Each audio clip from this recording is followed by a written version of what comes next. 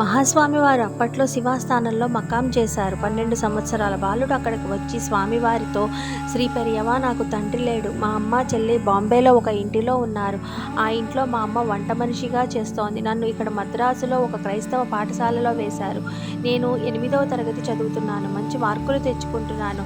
ఇప్పుడు అక్కడ ఉన్నవారు నన్ను క్రైస్తవంలోకి మారమని, అలా మతం మారితే MA డిగ్రీ దాకా చదివించి ఉద్యోగం కూడా ఇప్పిస్తామని చెబుతున్నారు. కానీ నాకు మతం మారడానికి ఇష్టం లేదు.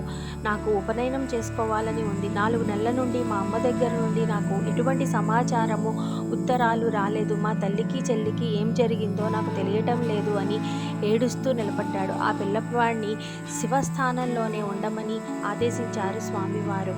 10-15 రోజులు గడిచాయి. ఒకరోజు పరమాచార్య స్వామి వారి దర్శనం కోసం శివాస్థానానికి 40 మంది భక్తులు వచ్చారు.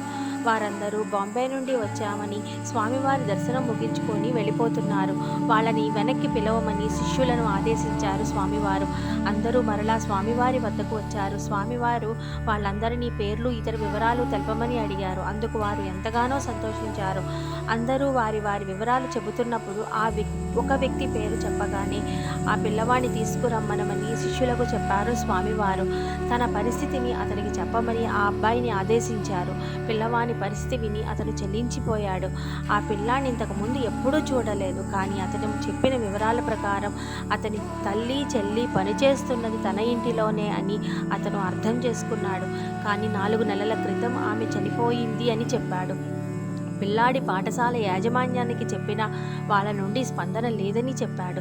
మొత్తం కార్యక్రమాలన్నిటినీ పిల్లాడి చెల్లి చేత చేయించాడు.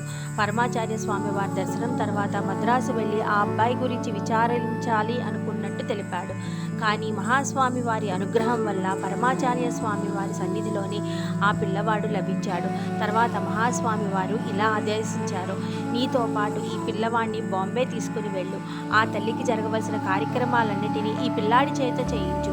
నీ స్వంత బిడ్డలా ఆదరించు. ఇతని చెల్లి పెళ్లి చేసే బాధ్యత కూడా నీదే అని అన్నారు. ఎవరో తెలియని 2 వ్యక్తుల మధ్య ఉన్న సంబంధాన్ని తెలుసుకోవటం ఇతరులకు సాధ్యం కాదు. కేవలం అది ఈశ్వరునికే సాధ్యం. అపార కరుణా సింధు జ్ఞానదం శాంతరూపిణం శ్రీచంద్రశేఖర గురుం ప్రణమామి ముదావహం.